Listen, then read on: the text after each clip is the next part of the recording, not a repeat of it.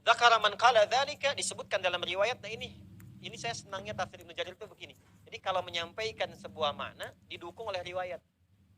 Jadi beliau tuh pintar, ilmunya banyak, tapi tidak pernah ingin menafsirkan Quran dengan pendapatnya sendiri. Riwayatnya apa? Riwayatnya apa? Setelah riwayat baru kesimpulan. Ya, apa riwayatnya? Haddatsani Muhammad bin Amr, telah menyampaikan kepadaku Ibnu Jarir At-Tabari Muhammad bin Amr. Qala haddatsana Abu Asim, Abu Amr dari Asim. Qala haddatsana Isa. Ya, kemudian Abu Asim dari Isa. Wa haddatsani Al-Harits, Isa dari Al-Harits. Qala haddatsana Al-Hasan. Ya, Al-Harits menerima dari Al-Hasan. Qala haddatsana Warqa. Ya, Al-Hasan menerima dari Warqa. Jami'an an Ibni Abi Najih, semuanya dari Abi Najih. Abi Najih dari Mujahid. Siapa Mujahid itu? Mujahid itu seorang ahli tafsir, muridnya Ibnu Abbas radhiyallahu taala anhuma. Ibnu Abbas dari siapa? Dari Rasulullah sallallahu alaihi wasallam. Di kita tuh ada begitunya. Kalau dapat info dari siapa? Sipulan sampai ke sumber utamanya. Itu yang utama tuh di Islam seperti itu. Apa maknanya? Fi qaulillahi ta'ala 'anil naba'il 'azim, bahwa yang dimaksud firman Allah Subhanahu wa taala 'anil naba'il 'azim, yang dimaksud qala Al-Qur'an. Pertama adalah Quran. Jadi ketika Quran diturunkan pada Rasulullah SAW, itu heboh.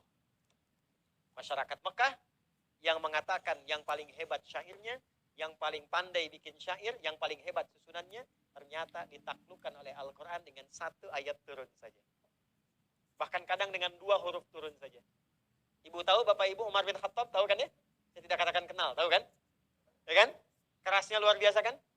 Keras luar biasa, memusuhi Nabi, pengen bunuh Nabi. Itu takluknya cuma dengan 2 huruf saja. Toha. Mau menghantam Nabi, di jalan ketemu dengan seseorang. Mau kemana?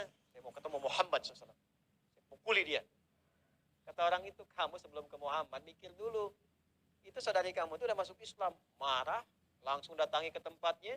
Begitu mau masuk, dengar ayat dibacakan satu aja. Toha, bergetar jiwanya. Bergetar.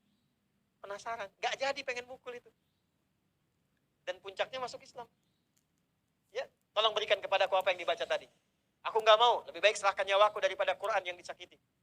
Ya, daripada Quran yang dilecehkan. Itu begitu. Ya, saking tingginya nilai firman Allah meresap pada jiwanya. Itu gak ada nilai gitu. Dirinya itu merasa gak ada nilai dibandingkan dengan Quran. Karena merasakan bagaimana Quran bisa merubah hidupnya. Lebih baik engkau sakiti aku daripada engkau lecehkan Quran. Tidak, aku berjanji tidak akan melecehkannya. Bersihkan dulu dirimu, katanya. Masya Allah, bersihkan dulu dirimu.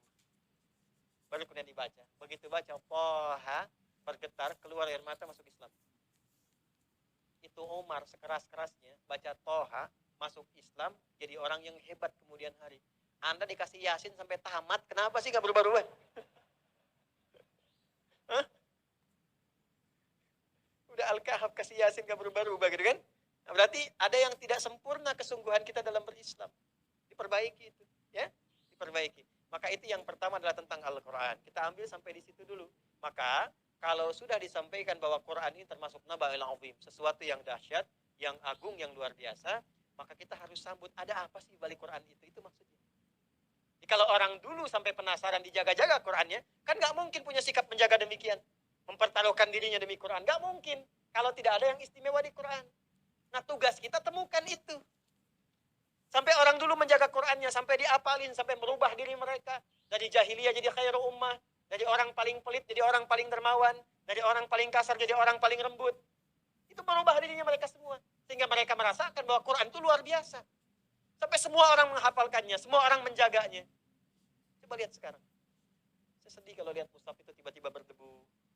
Ya kan? Dianggap biasa. Itu disebutnya naba'il azim. Sampai orang Quraisy pun yang ahli sastra itu kagum, kaget, dan tercengang dengan Quran. Masa kita yang gak bisa bahasa Arab gak punya respon demikian? Maka dari sekarang coba pelajari apa keutamaan Quran, apa keindahan Quran. Minimal coba deh luangkan waktu setiap hari dengan membacanya. Pasti akan terasa dampak keindahannya. Jelas sampai sini?